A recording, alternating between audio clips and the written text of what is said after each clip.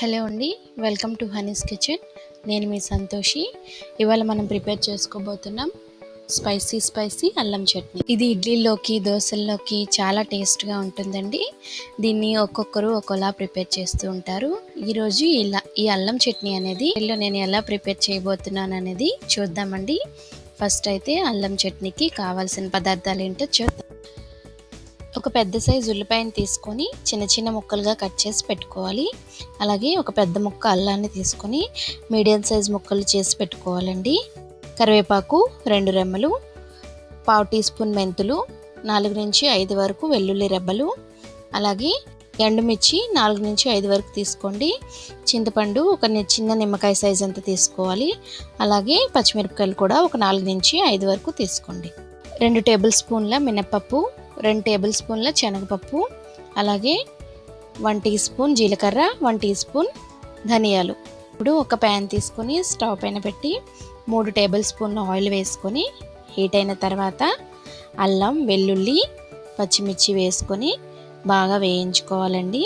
ఇవి కొంచెం వేగిన తర్వాత ఉల్లిపాయ ముక్కలు కూడా వేసుకొని 1 నిమిషం పాటు బాగా వేయించుకోవాలి. ఎండుమిర్చి కూడా వేసుకోవాలి.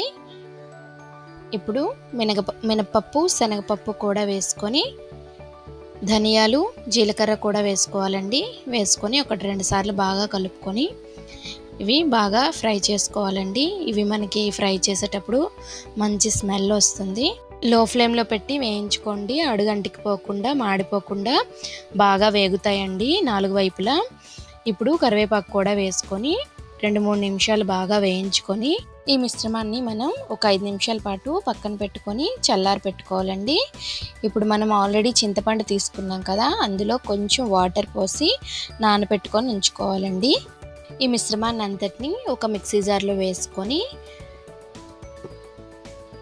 ఒకసారి గ్రైండ్ చేసుకొని ఇందులో మనం ముందుగా నానబెట్టి పెట్టుకున్న చింతపండు కూడా వేసి 1 టీ స్పూన్ సాల్ట్ వేసి మెత్తటి పేస్ట్ లాగా మనం మిక్సీ పట్టి పక్కన పెట్టుకోవాలండి.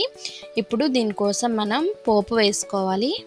ఒక కళాయి తీసుకొని 1 టేబుల్ స్పూన్ ఆయిల్ వేసి మినపప్పు, జీలకర్ర, ఆవాలు వేసి అవి చిటపట్లాడినప్పుడు కరివేపాకు కూడా వేయాలండి.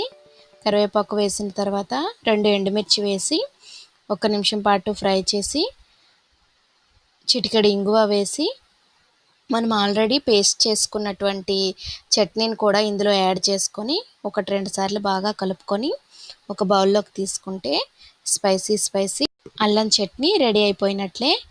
ఈ వీడియో కనుక మీకు నచ్చినట్లయితే సబ్స్క్రైబ్ చేయండి, లైక్ చేయండి, కామెంట్ చేయండి, మీ ఫ్రెండ్స్కి షేర్ చేయండి. పక్కనే ఉన్న బెల్ ఐకాన్ని కూడా ప్రెస్ చేయండి.